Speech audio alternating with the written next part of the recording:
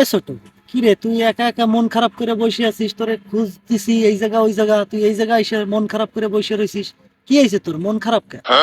এ মাইজি, তুই আমার প্রশ্ন করতে তোরা জানিস না আমার কেন মন খারাপ? আর তুই আবার এসে জিজ্ঞেস করতেছিস আমার মন খারাপ কেন? এটা কি তোর ঠিক হচ্ছে কদি দেই তুই? ওই তো তোর মন খারাপ কেন আমি পরে শুনবানি, এখন আমি যেটা কইতেছি সেইটা শোন। কালকে যে ভোট, এখন কারে কি ভোট দিবি এটা কি কিছু ভাবছিস? এ ছোট, এ মাইজে, এ তোরা কি বোঝাবুঝি করতেছিস আমি বড় থাকতি? হ্যাঁ, কোন জায়গায় ভোট দিতে হবে আমি করছি। এ ছোট, এ মাইজে, এই ধানের শিশু তো দেখতেছে জুয়ার উঠতেছে সেই আকারে। তাই এই ধানের শীষে ভোটটা দিলে কিরাম হয়? তোরা কি কইস এতে কদিন দেই? শোন বড়, ধানের শীষে জোয়ার উঠতেছে ঠিক আছে, এখন এদিকে যদি ধানের শীষের ভোট দাও তাহলে আবার দাড়িপাল্লা রাগ হবে না?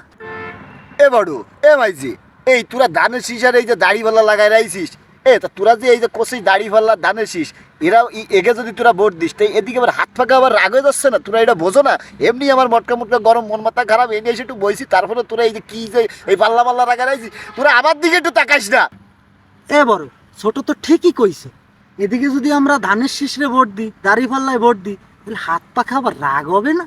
আরে তুই রাখ, ওর কান্দো কান্দো বাপ বাপ লাগতেছে আমার কাছে। কে সমস্যাটা কি হয়েছে কদিন? ও যে কিসের জন্য রাগ হয়েছে সেটা তো বলতে পারবো না বড়, তাই ও কিছু একটা আমার বলতে চাইছিল, সেইটা শুনে দেখতে পারো। এ ছোট, এই তোর কান্দো কান্দো বাপ কে, তোর কি হয়েছে কদিন আমার খুলে বিষয়টা কি?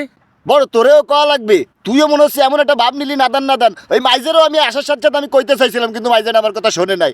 তোরা না আমার বিয়ে দেওয়ার কথা কইছিলি, এখন তোরা এই ভোট ভোট নিয়ে আসিস, আর এই ভোটের জন্য আমার বিয়ে আটকে গেছে। এই দেখ, এই বিকাশ একটু আগে ক্যাশ আউট করতে গেছে, একজন 50,000 টাকা পাঠাবে, আর 1,000-এর বেশি আসে না, এদিকে ক্যাশ আউটও হয় না।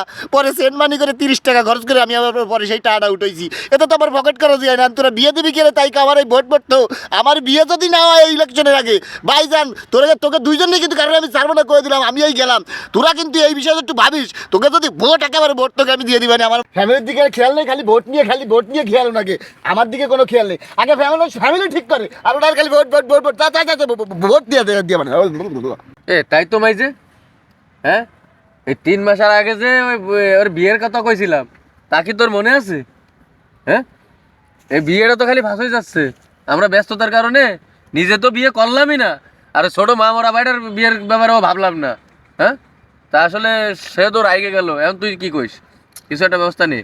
এখন বড় তুই তো ঠিকই কইছিস, এখন কিছু তো একটা ব্যবস্থা করা লাগে। এই ভোট মোট থো, চল আমরা আগে ছোটর বিয়ে নিয়ে ভাবি। তাই একদম কটা ঠিক, ফ্যামিলির দিকে আগে লুক করি, পরে ভোট মোট দেখবো নে, চলো। চল। এ বড় ভাই শোন, এ ভোট কেন্দ্রে নাকি এই মোবাইল নিয়ে যাওয়া যায়? এই তোর মাথাটা পুরো হয়েছে গেছে, তোর যে কইতে কানে যায় না?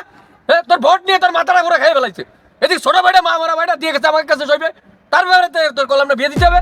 তুই তাই নিয়ে ভাব আগে, হাট।